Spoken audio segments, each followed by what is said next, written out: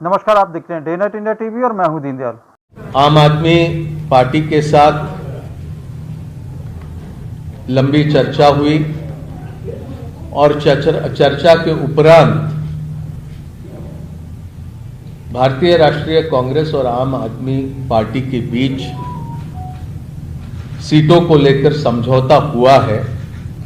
मुझे खुशी है कि दो महत्वपूर्ण राजनीतिक दल इंडिया गठबंधन के आने वाला लोकसभा चुनाव का पूरा जिम्मा एक साथ संभालेंगे और जिस तरह की परिस्थितियां आज मुल्क में बनी है, जो चुनौतियां हमारे लोकतंत्र और हमारे संविधान के सामने बनी है, उनका मुकाबला करने के लिए इंडिया गठबंधन पूरी तरह से सशक्त तरीके से उसका मुकाबला करने के लिए तैयार है। और उसी कड़ी में आम आदमी पार्टी और कांग्रेस पार्टी का सीटों को लेकर समझौता हुआ। दिल्ली लोकसभा में 7 सीटें हैं। आम आदमी पार्टी 4 पे लड़ेगी। वो 4 सीटें नई दिल्ली, वेस्ट दिल्ली, साउथ दिल्ली और ईस्ट दिल्ली। कांग्रेस पार्टी 3 सीटों पर दिल्ली में चुनाव लड़ेगी, चांदनी चौक, नॉर्थ ईस्ट और नॉर्थ वेस्ट। गुजरात में 26 लोकसभा सीटें हैं, 24 पर कांग्रेस लड़ेगी, 2 सीटों पर आम आदमी पार्टी के प्रत्याशी रहेंगे। भरूच लोकसभा और भावनगर लोकसभा की ये सीटें होगी। हरियाणा में 10 लोकसभा सीटों में से 9 सीटों पर भारतीय राष्ट्रीय कांग्रेस लड़ेगी और 1 सीट जो कुरुक्षेत्र की है, वहां पर आम आदमी पार्टी के प्रत्याशी लड़ेंगे।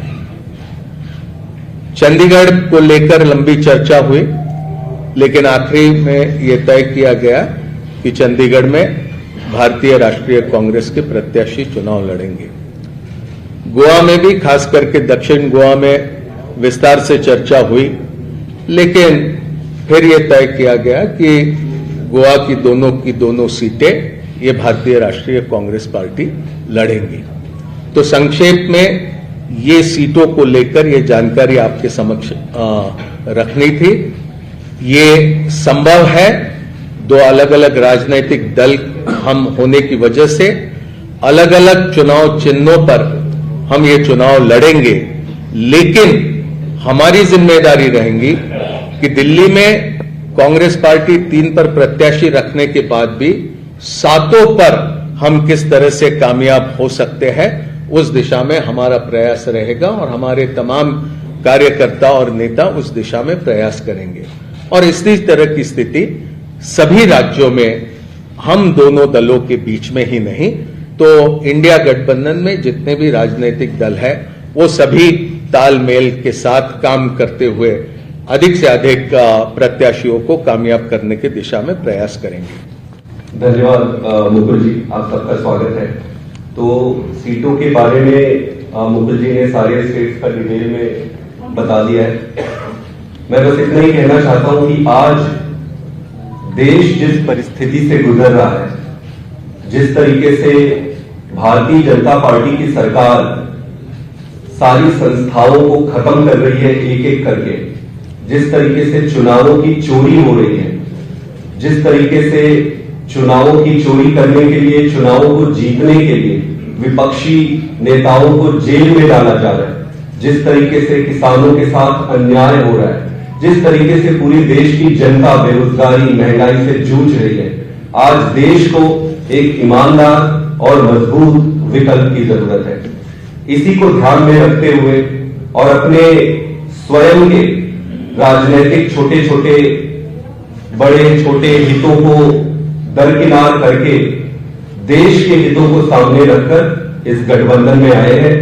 और गठबंधन में आने का उद्देश्य मैं एक बार फिर से आप सबके समक्ष रखना चाहता हूं कि देश इंपॉर्टेंट है, पार्टी हमेशा सेकेंडरी है।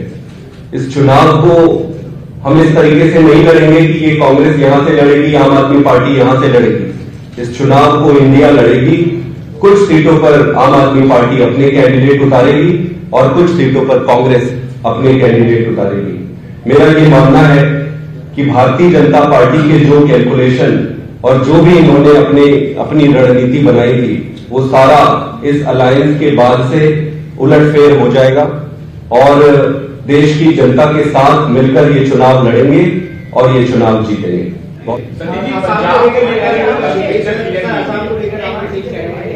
पंजाब में दोनों पार्टियों ने म्यूचुअली ये तय किया है कि अलग अलग चुनाव लड़ेंगे।